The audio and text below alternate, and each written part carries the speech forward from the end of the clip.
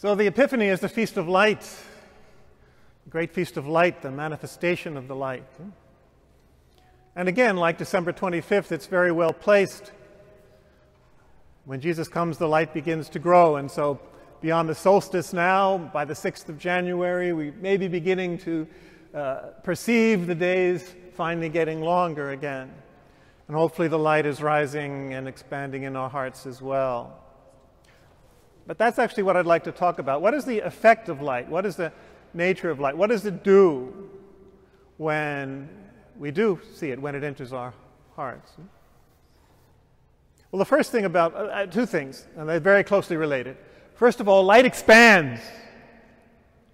You know, if you light a light, it goes all over the place. Just as Jesus said, don't light a lamp and put it under a bed or a bushel basket. You set it on, a table where it gives light to everybody. A city set on the mountain. As you know, light travels faster than anything in the whole universe. 186,000 miles a second.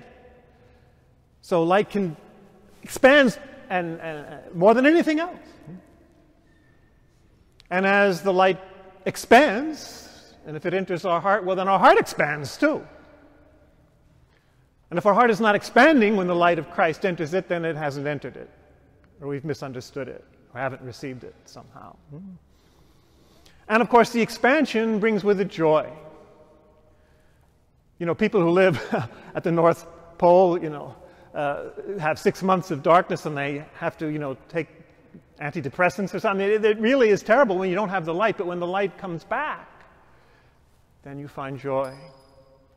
When the light overcomes the darkness in your heart of doubt or trial, well, then there's joy. So light and joy go together. And the expansiveness is the nature of it. The joy itself is expansive. And if your heart is expanding, then you will have joy. And if not, not. So I think we can see this theme in all the readings today. So the first reading, we have, "Rise up in splendor, Jerusalem, your light has come, the glory of the Lord has risen upon you." So the light is expanding, and then it goes out to the nations. The nations, as it goes on to say, the nations come bringing their gifts. They've seen the light as well.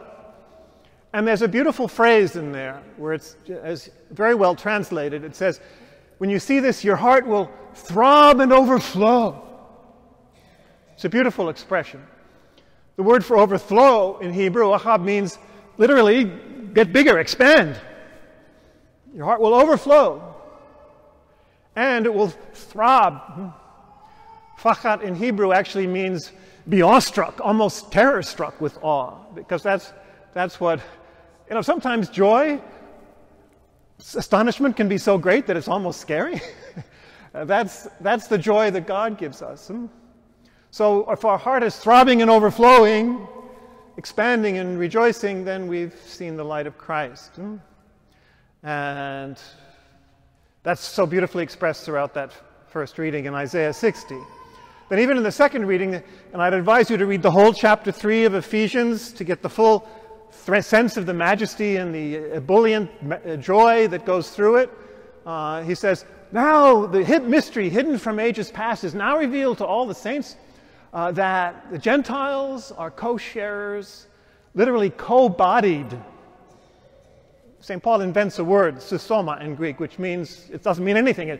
He created it. It means co-bodied is what it literally means. So they're members of the same body. We're all members of the same body. So the message is expanding, going out to include the Gentiles. He's not just the Jewish Messiah. He's the Christ, the anointed one for all humanity.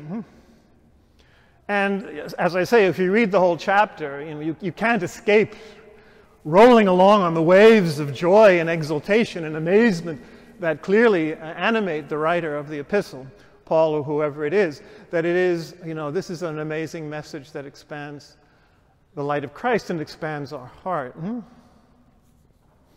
then it's beautifully expressed in this parable of the kings and coming to Bethlehem.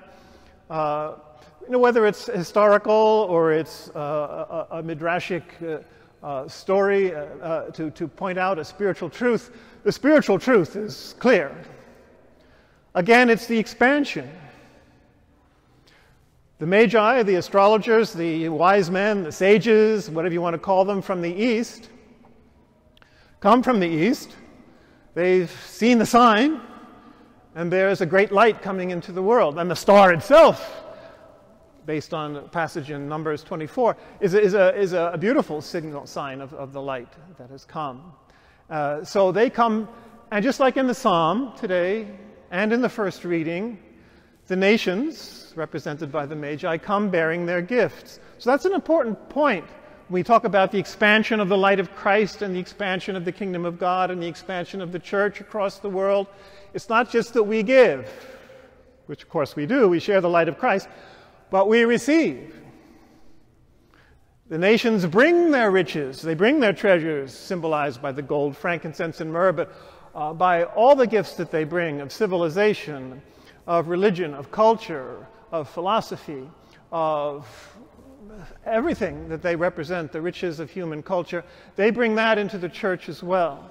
So if our heart doesn't expand with the light of Christ in such a way, authentically, that it can embrace and include all these that have been created through Christ to begin with, and that are included in the light of Christ, well, then we haven't understood it. So the expansion is to be able to share, but also to receive the riches that come. That all do belong to Christ, through whom they were created.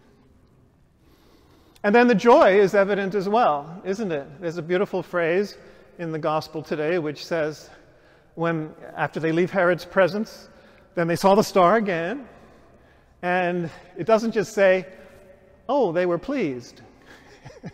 It says in the Greek, they rejoiced greatly with great joy. I mean, you can't get any stronger than that. They rejoiced enormously.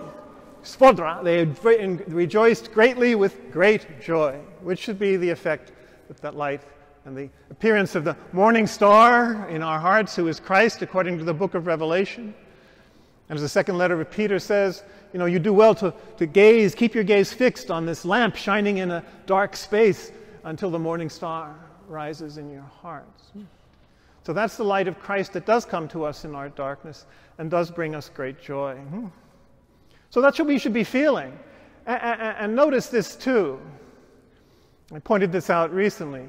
In God, light and life and love are all the same thing. Remember the prologue of John where it says, in him was life, in the Word before creation, in him was life, and the life was the light of the human race, the light that was coming into the world. So life and light. Or as Jesus says himself in John 8, he says, whoever follows me will not walk in darkness, but will have the light of life. So what does life do? It expands. Look at the trees. It expands. It grows. Look at your children. They grow, you know. And we should grow interiorly, spiritually. Life expands and shares and it's joyful being alive most of the time. It certainly is if you're connected to the actual sense of being alive, the gratitude for being alive, the joy of being alive. So light, life, expansion, joy, and of course love.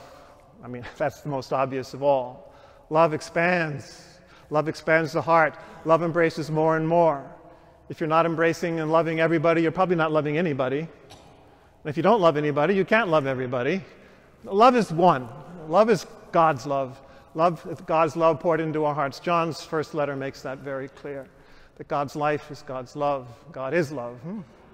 And it's joyful. Of course it's joyful. It can be challenging because it's so big and so demanding, but it's what gives us true joy. We're made for love. We're made for that, and so we can't find joy without it, but we will definitely find joy with it. So there you go. Light, life, love, expansion, joy. Enjoy it.